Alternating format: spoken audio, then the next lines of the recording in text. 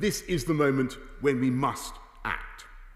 If we can curb the number of daily infections and reduce the reproduction rate to 1, then we can save lives, protect the NHS and the most vulnerable, and shelter the economy from the far sterner and more costly measures that would inevitably become necessary later on. So we're acting on the principle that a stitch in time saves 9. The government will introduce new restrictions in England, carefully judged to achieve the maximum reduction in the R number with the minimum damage to lives and livelihoods.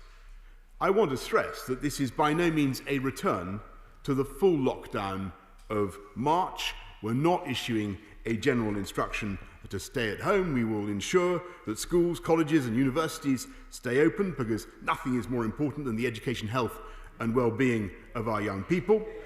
We will ensure that businesses can stay open in a COVID-compliant way. However, we must take action to suppress the disease. First, we are once again asking office workers who can work from home to do so.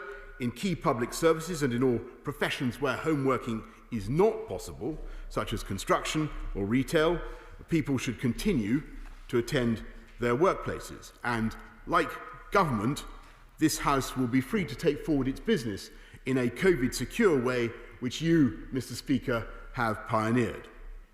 Second, from Thursday, all pubs, bars and restaurants must operate a table service only, Mr. Speaker, except for takeaways.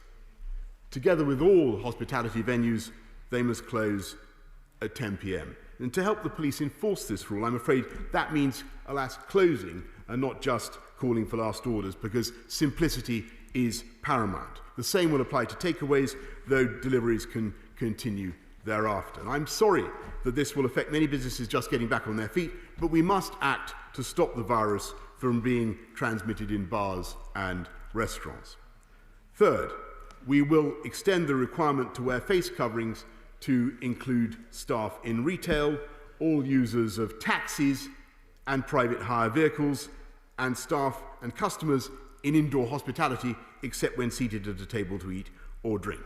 Fourth, in retail, leisure and tourism and other sectors, our COVID-secure guidelines will become legal obligations. Businesses will be fined and could be closed if they breach the rules.